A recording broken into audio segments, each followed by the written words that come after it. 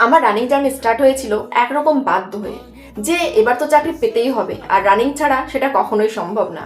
তার আগে পর্যন্ত হেলথ ফিটনেস এই সম্বন্ধে আমার 1% নলেজও ছিল না। ছোটবেলা থেকে খেলাধুলায় পার্টিসিপেট করা বা এইসবের প্রতি আমার তেমন কোনো ইন্টারেস্ট ছিল না। বাট রানিং স্টার্ট করার পর বডি এবং মাইন্ডে প্রচুর ইমপ্রুভমেন্ট পাই। আর চাকরি পাওয়ার পরেও আর সেটা ছাড়িনি, একরকম ভালো লাগা বলতে পারো। আর সেই ভালো লাগা থেকে আজকে এখানে। রিসেন্টলি আমাদের ডিস্ট্রিক্টে স্পোর্টস ছিল, যদিও এটা ডিসেম্বরের কথা। ভেবেছিলাম সমস্ত ফটো কালেক্ট করে তারপর শেয়ার করব, কিন্তু সেটা তো পারলামই না। আর যেগুলো আমার কাছে ছিল সেগুলো ফোনের সঙ্গে সঙ্গে চলে গেল। যাই হোক, স্পোর্টসে এমন একটা ব্যাপার ছিল যে তুমি 3টে ইভেন্টে পার্টিসিপেট করতে পারবে, আর যদি 3টেতেই ফার্স্ট হও তাহলে তুমি হবে চ্যাম্পিয়ন। সেটা ছেলেদের একটা হবে আর মেয়েদের একটা হবে। তো আমার ইভেন্ট ছিল 100, 200 এবং 400 মিটার রানিং।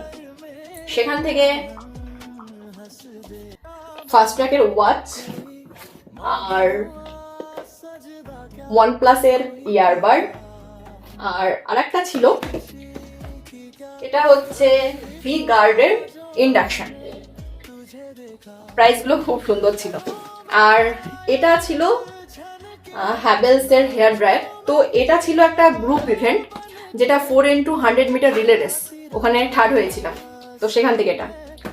আর যেহেতু 3টে ইভেন্টে ফার্স্ট হয়েছিলাম, সেই কারণে বেস্ট অ্যাথলেট এখানে লেখা আছে। আর তারই সঙ্গে চ্যাম্পিয়ন হিসেবে এই বড় গিফট। তবে এই গিফটের সব থেকে ভালো পার্ট হচ্ছে এই যে বড় করে লেখা, এখানে annual sports 2025 Birbhum district best athlete female, best part. আর এর মধ্যে রয়েছে স্যামসংয়ের 55 ইঞ্চ স্মার্ট টিভি।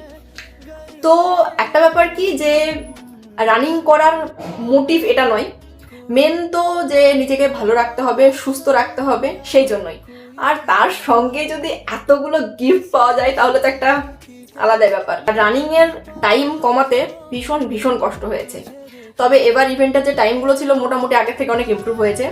100 মিটার হয়েছে 13 সেকেন্ড, 13 পয়েন্ট সামথিং, 200 মিটার 32, আর 400 মিটার 1 মিনিট 33 সেকেন্ড। যদিও 200 মিটারের গ্রাউন্ড ছিল। আর ইভেন্টগুলো সব হয়েছিল 12টার পর। আর লাস্ট ইভেন্ট 400 মিটার যেটা হয়েছিল সেটা প্রায় 2:30 নাগাদ। তো যাই হোক, বেশ ভালো একটা এক্সপিরিয়েন্স। তোমরা এসো, আরো ভালো কিছু এক্সপিরিয়েন্স করবে। আর প্রার্থনা করো যেন এভাবেই সামনে এগিয়ে যেতে থাকি।